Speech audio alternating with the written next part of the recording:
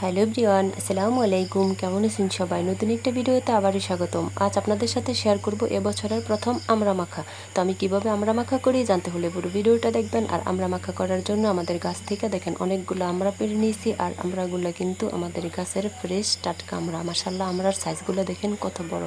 এখন আমড়াগুলো আমি সিলে নিব। তো আমড়াগুলো সিলে নেওয়ার জন্য এখানে আমি বটি, গামলা এগুলো আমি নিয়েছি। তো এখন আমি আমড়াগুলো সিলে নিব। তো দেখেন আমড়াগুলো সিলে নেওয়ার জন্য এভাবে বটির মধ্যে বসে পড়েছি আর বটি দিয়ে আমড়াগুলো আমি সিলে নেব। তো আমি সবসময় বটি দিয়েই কাজ করতে সবচেয়ে বেশি ভালোবাসি। তো আপনারা যদি ছুরি দিয়ে করেন এই কাজটা তাও করে নিতে পারেন। তো কথা বলতে বলতে দেখেন একটা আমড়া আমার সিলা হয়ে গেছে। তো এভাবেই আমি আমড়াগুলো সিলে নিব। তো দেখেন আমড়াটা আমার সিলা হয়ে গেছে, অল্প একটু বাকি আছে। তো এই বাকি অংশটাও আমি সিলে নিব। সিলে নেওয়ার পর আমি আপনাদেরকে দেখাবো আমড়াটা আমি কত সুন্দর করে সিলে নিয়েছি। এই যে দেখেন আমড়াটা সিলানি হয়ে গেছে। এই যে দেখেন এখন আমি পানির মধ্যে দিয়ে দিব। আমড়ার মধ্যে যাতে কষ থাকে সেই কষটা বেরিয়ে যায়। তো এভাবে করে দেখেন আমি বাদবাকি আমড়াগুলোও সিলে নিয়েছি। তো সব কটা আমড়া সিলা হয়ে গেছে। এখন আমি হাত দিয়ে ভালো করে পরিষ্কার করে ধুয়ে নিব।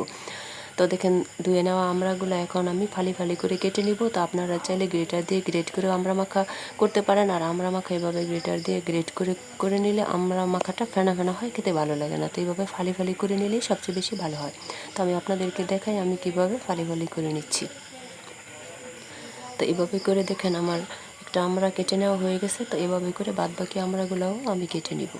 তো বাদবাকি আমড়াগুলোও আমি এভাবে কেটে নিব। সবগুলো আমড়া কেটে নেওয়া তো আর আপনাদেরকে দেখানো সম্ভব না। দেখেন সবগুলো আমড়াই আমার কেটে নেওয়া হয়ে গেছে। এখন আমি পরিষ্কার করে ভালো করে ধুয়ে নেব। তো ধুয়ে নেওয়াটা আমি আপনাদেরকে আর দেখালাম না।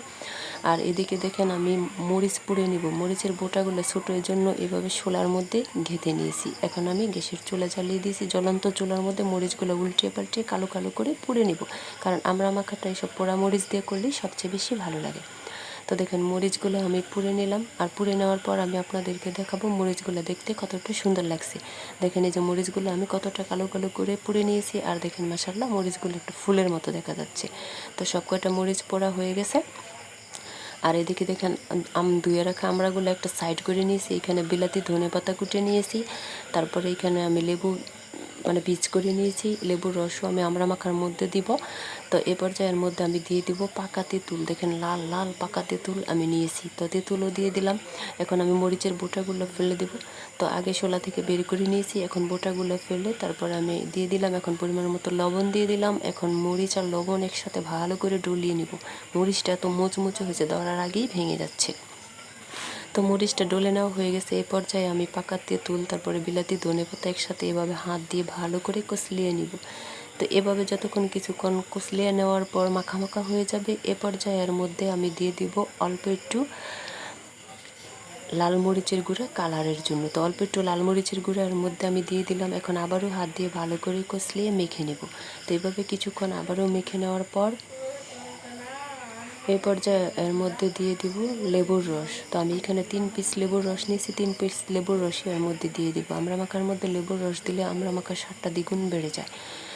তো এখন এই পর্যায়ের মধ্যে দিয়ে দিব পরিমাণ মতো চিনি। কারণ সব কিছু মাখাই টক মিষ্টি ঝাল খেতেই সবচেয়ে বেশি ভালো লাগে। এখন চিনিগুলো ওইভাবে হাত দিয়ে কষলিয়ে ভালো করে মেখে নিব। তো সবগুলো উপকরণ মেখে নেওয়া হয়ে গেলে এ পর্যায়ে এর মধ্যে আমি দিয়ে দিব খাঁটি সরিষার তেল।